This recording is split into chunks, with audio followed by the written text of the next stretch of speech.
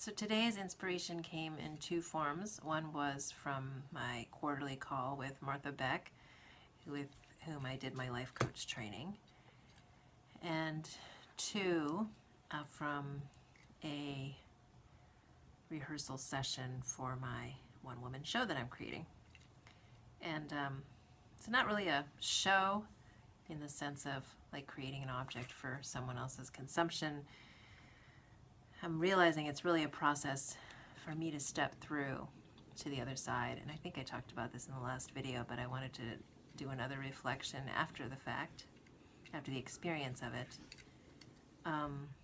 And today the transformation that happened was the clear, tangible transition from this as a reenactment of scenes and stories from my life to a creative act of choosing how I will tell this and show this through me to an audience, whoever that may be. And that was big because I realized I had a power there to combine things in different ways, even if it's slightly different than how it appears in my imagination, the image that's in my head right now. And then I realized the power of my own imagination, ability to imagine, and to see the images and bring them together in a new way. And that's the essence of creative power. And that it was just this little moment when I realized, oh, how it plays back in my head is one version. Doesn't mean it's the fact, truth, whatever. It's what exists, and I also have the power to put other images into it that also exist in my head. And that is what the artist does.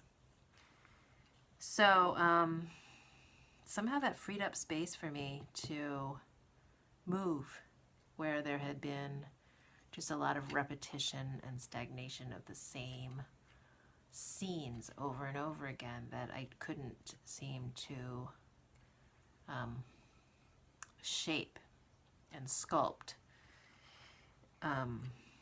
without completely going into a fantasy. So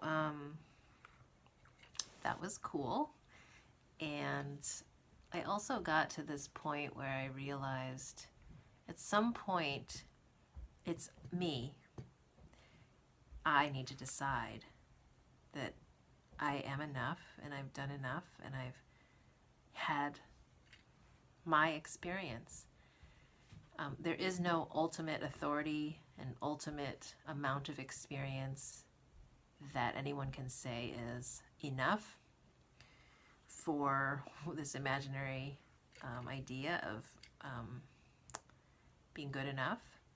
And so that decision, that internal decision that, yeah, I haven't investigated every single angle, I haven't taken every single training, I haven't studied every single modality, but I have had my experiences, and I've had my transformations, and I've had my realizations, and I continue to have them.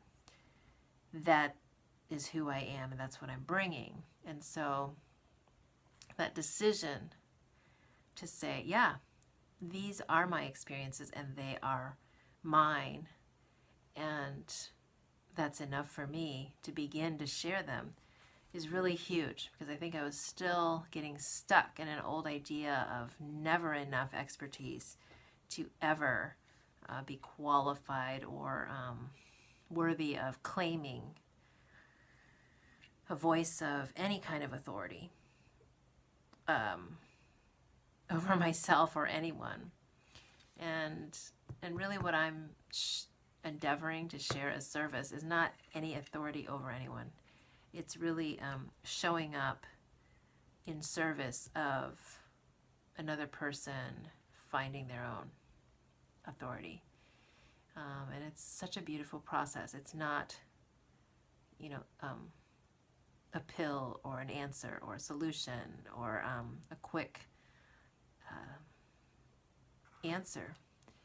It's a facilitating of a process of unfolding and blossoming and nurturing and learning how to feed oneself. And it's constant, and I love it, and I'm in it, and this is what I'm doing. And I realize there's no end to this process until this life, this body is taken from me in terms of this lifetime. But if I'm waiting for my curiosity to reach its pinnacle and for some final dissertation to be delivered, that's not happening.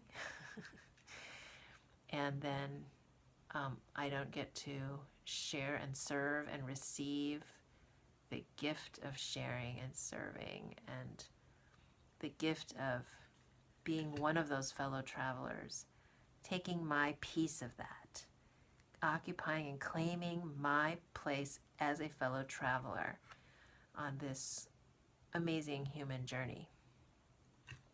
I miss out on that if I don't make that internal decision that my experiences are mine and I am enough, and I will continue to experience, and these are the experiences I have to draw upon at this moment, and they are enough.